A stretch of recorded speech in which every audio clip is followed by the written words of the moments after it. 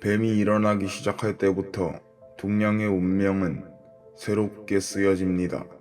연이은 물가 상승, 국제 유가 상승, 혼란스러운 국제 정세 속 이 모든 일을 50년 전에 예언했던 예언가가 존재했습니다.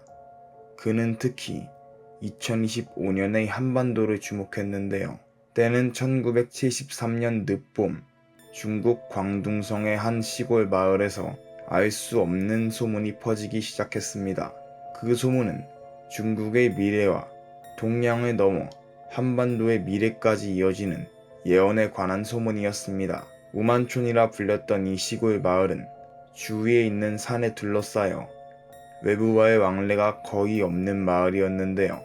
그런데 갑자기 이 마을 사람들의 입에 오르내리는 낯선 인물이 나타났기 때문입니다. 그는 관위에라 불렸습니다. 밤마다 홀로 산길을 걷고 알아들을 수 없는 이상한 언어를 구사하며 마을 사람들에게 경계심을 자아냈는데요. 그의 행동이나 말투는 마치 먼 미래에서 온 사람처럼 비추어졌죠. 오만촌의 밭이 푸르게 물들 때 그는 외곽에 있는 작지만 분주한 찻집에서 입을 열었는데 그는 마을 사람들 앞에서 본인이 2050년에서 왔다 주장하였습니다. 그의 말을 듣자마자 찻집은 순식간에 쥐죽은 듯 조용해졌습니다. 무슨 방법으로 관예가 과거에 오게 되었는지는 모르겠지만 그의 말대로면 그는 77년의 세월을 거슬러 과거로 오게 된 것입니다. 당시 마을 사람들은 그를 병자 취급하며 분명히 정신적으로 문제가 있을 거라 여겼죠. 하지만 확신으로 가득 차 보이는 그의 눈빛엔 무언가 보이는 듯 했습니다. 그는 말을 이어갔습니다. 1976년 9월 9일 마침내 붉은 태양이 저물 것입니다. 그 태양이 지고 나면 이 땅은 깊은 혼돈 속으로 빨려 들어갈 것이며 어둠 속에서 새로운 시대의 불씨가 피어오르게 될 것입니다. 그의 말에 찻집 안은 술렁거렸습니다. 사람들은 그가 말하는 붉은 태양이 무엇을 의미하는지 갑론을박을 펼치며 궁금해했습니다. 혹시 마오 주석의 마지막을 예언하는 건가? 사람들이 묻자 관유에는 눈을 감은 채 조용히 대답했습니다. 곧 알게 될 것입니다. 그의 목소리는 흔들림이 없었습니다. 이어 관위에는 다음 예언을 덧붙였습니다. 혼란은 잠시 계속되겠지만 곧 붉은 태양이 지고 난 자리에 새로운 빛이 떠오르게 될 것입니다. 1978년 또 하나의 붉은 태양이 떠오르며 중국은 오래 닫았던 문을 다시 열게 될 것입니다. 그의 이름은 덩샤오핑. 먼 길을 건너오는 새로운 바람이 불어와 서쪽의 세계가 이 땅에 발을 들일 것입니다. 그리고 1997년 7월 1일 이 땅의 일부인 홍콩이 다시 붉게 타오르며 돌아올 것입니다. 이 불빛은 마치 오랫동안 잊혔던 땅의 일부가 다시 눈을 뜨듯 길을 밝힐 것이며 중국은 서쪽과 이방의 바람을 맞이하게 될 것입니다. 사람들은 다시 그를 조롱했습니다. 서방의 교류라니 뭘 잘못 먹었나. 하지만 관이에는 사람들의 비웃음에도 흔들리지 않고 마을을 돌며 계속해서 예언을 전했습니다. 그의 눈에는 마치 미래를 직접 보고 온 사람처럼 깊고 고유한 확신이 서려 있었습니다. 당시 사람들에게 마오쩌둥의 사망과 덩샤오핑의 등장, 홍콩의 반환, 서방 세계와의 교류는 전례 없는 엄청난 사건들의 연속이었습니다. 하지만 그는 개의치 않고 그의 예언을 전하고 다녔죠. 그의 눈엔 무언가 다른 게 보이는 듯 했습니다. 그렇기에 마을 사람들은 이상한 소리를 짓거리는 관유에를 점점 피하면서도 그가 말한 미래에 대한 두려움과 불안이 가슴 한켠에 자리 잡기 시작했습니다.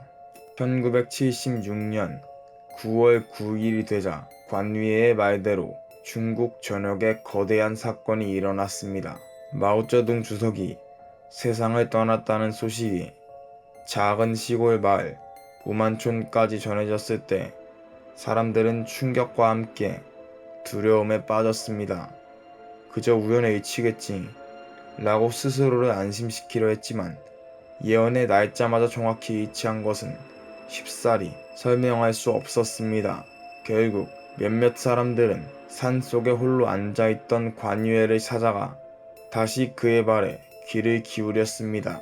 관유에는 그들을 향해 담담하게 말했습니다. 제 말이 맞았을 겁니다. 이제 새 지도자가 나타나며 서쪽의 세계가 중국으로 발을 딛게 될 것입니다. 그 후 서방과의 적극적인 교류가 시작되며 동양은 한층 더 나아가게 됩니다. 이후 관유에는 우만촌에서 점점 유명세를 타기 시작했고 사람들은 그의 예언이 그냥 예언이 아닌 다가올 운명처럼 느껴졌습니다. 소문이 퍼지며 관유에는 점점 유명해지고 많은 사람들이 그의 정체를 궁금해했지만 그때마다 관유에는 말할 수 없다는 표정으로 스스로에 대한 침묵을 유지했죠.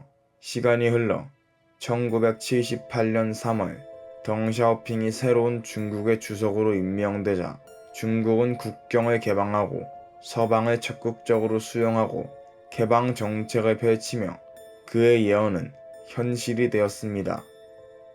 어쩌면 예언이 아닌 그가 직접 겪은 역사의 일부였을 수도 있겠습니다. 그가 말한 모든 것이 이루어지자 사람들은 점점 그의 말에 확신을 가지며 관유에는 사람들의 질문에 언제나 믿지 못할 새로운 답변만을 하였죠. 그러던 1980년 어느 여름날 관유에는 다시 중국의 찻집에서 둣과 먹을 잡고 흥미로운 얘기를 꺼냅니다. 그가 획을 그을 때마다 사람들은 충격에 빠지게 되는데요. 제가 말씀드릴 수 있는 마지막 미래입니다. 이것이 2050년의 세계지도입니다. 먼 미래로 가는 길엔 어두운 강이 흐릅니다. 관유에는 한 모금의 차를 마시며 다시 말을 이어갔습니다. 그 강의 물결은 피와 같고 고요하면서도 모든 것을 삼켜버립니다. 그리고 그 강은 어느 날 세계를 잠식하는 역병이 되어 검은 그림자를 들이우게 될 것입니다. 그 역병은 작은 나라에서 시작되지만 날갯짓이 커져 이 땅을 넘어 멀리 퍼져나갈 것입니다. 사람들이 서로를 두려워하게 만들고 숨조차 자유롭지 못하게 될 것입니다. 마을 사람들은 불안하게 서로를 쳐다보았습니다. 이 작은 나라에서 시작된다고? 무슨 뜻이오? 한 노인이 의문을 표하자 관유에는 단호히 대답했습니다. 검은 안개는 거대한 산줄기에서 시작되나 그 물결은 강을 타고 바다를 건너가리라. 그리하여 모든 땅에 닿을 때까지 멈추지 않을 것입니다. 이 역병은 한숨처럼 세상에 퍼져나가며 어둠 속에 서로를 밀어넣을 것입니다. 사람들은 서로가 서로의 거울임을 깨달으면서도 같은 거리를 두고 마주서게 될 것입니다. 어떤 이들은 자유를 잃고 어떤 이들은 삶의 자리를 잃으며 고립된 채 서로의 눈을 볼 수 없게 되겠지요. 그러나 기억하십시오. 이것은 끝이 아니라 시작입니다. 이 고통이 지나가면 우린 또 다른 차원의 세상에 발을 들이게 될 것입니다. 마을 사람들은 이해할 수 없는 그의 말을 그저 두려운 눈으로 듣고 있었습니다. 아무도 이 역병의 의미를 정확히 알 수는 없었지만 현 시점에서의 전문가들의 분석에 따르면 이는 중국에서부터 시작된 코로나 사태의 예고라 볼 수 있죠. 불길한 강은 잠시 잔잔해질지라도 그 여운은 여전히 공기 속에 남아 사람들의 가슴에 얼룩을 남길 것입니다.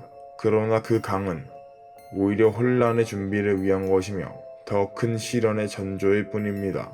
실제 코로나 사태 이후로 인류의 많은 부분들이 온라인으로 대체되며 인류 역사상 가장 큰 변화가 일어나게 됩니다.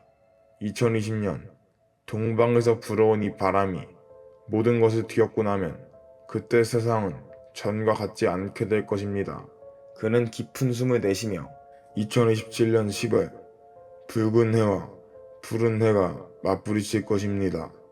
그의 목소리는 낮았지만 깊고 강렬했습니다. 거대한 폭풍이 동쪽 바다를 휩쓰며 그 힘은 대지를 뒤흔들 것입니다. 붉은 해가 푸른 해를 삼키려는 순간 하늘과 바다는 핏빛과 푸른 물결로 가득 차게 될 것입니다. 붉은 해와 푸른 해, 그것은 곧 중국과 대만을 의미하는 것이었습니다. 관 위에는 일말의 표정 변화 없이 덧붙였습니다. 이 충돌은 단순한 전쟁이 아닙니다.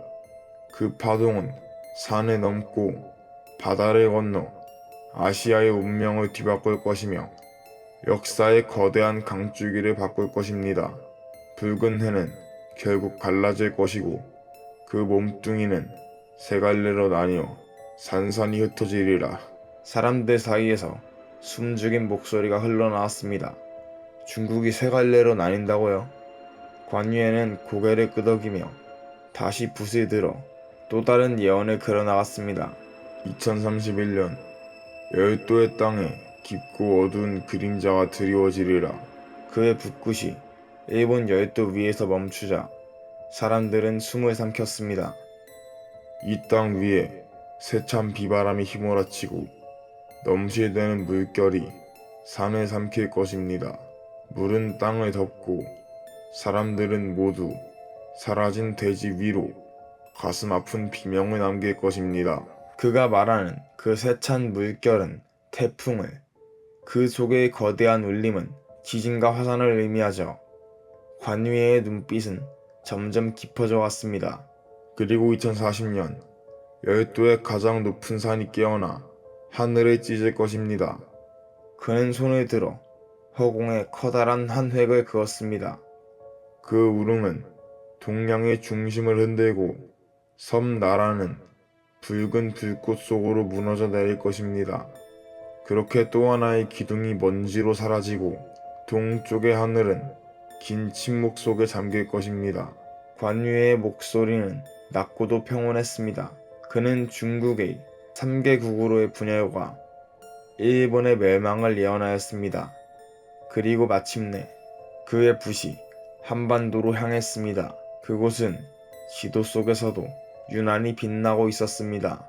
2030년대에 들어서서 이 반도는 이웃한 중국과 일본의 혼란에 틈타 각성이 시작되어 설명 불가능한 신기술의 발달로 전 세계로 퍼지게 됩니다. 명심하셔야 합니다. 한반도가 새로운 동양의 중심이 되어 여러분들이 상상도 못할 수준으로 성장하게 될 것입니다. 2035년 마침내 이 반도는 동양의 혼란을 잠재우고 아시아의 중심이 될 것입니다. 2041년 마침내 남과 북으로 나뉘었던 땅은 하나의 등불이 되어 인류의 길을 비출 것입니다. 사람들은 그의 말이 이뤄질 미래를 감히 상상할 수 없었지만 그의 목소리는 조용히 그들의 마음을 흔들었습니다. 뱀이 일어나기 시작할 때부터 동양의 운명은 새롭게 쓰여집니다. 불사조가 잿더미 속에서 날아오르듯 혼란을 딛고 새로운 빛을 보는 날이 올 것입니다. 그 날이 오면 이 땅은 모든 인류를 위한 새로운 여명의 시작이 될 것입니다. 마침내 2050년 모든 시련이 지나간 뒤 산과 바다를 넘어 사람들은 이 땅으로 모여들고 그 빛은 끝없이 퍼져 인류의 등불이 될 것입니다. 그가 말을 끝내려고 하는 찰나 공안이 들이닥쳤습니다. 국가보안법 위반 혐의로 체포한다. 끌려가는 그의 모습과 다르게 그의 표정은 어딘가 모르게 평안해 보였습니다. 실제 2025년은 푸른 뱀의 해인데 그가 말한 중국과 태국의 충돌과 2050년까지의 예언은 2027년 10월부터 시작되기에 그와 가장 가까운 해인 2025년을 의미한다 볼 수 있겠습니다. 관위에 따르면 중국과 일본에 여러 재해가 닥치게 되고 이 틈을 타 마침내 대한민국이 동양을 이끌고 아시아의 최고 강국이 될 것인데요.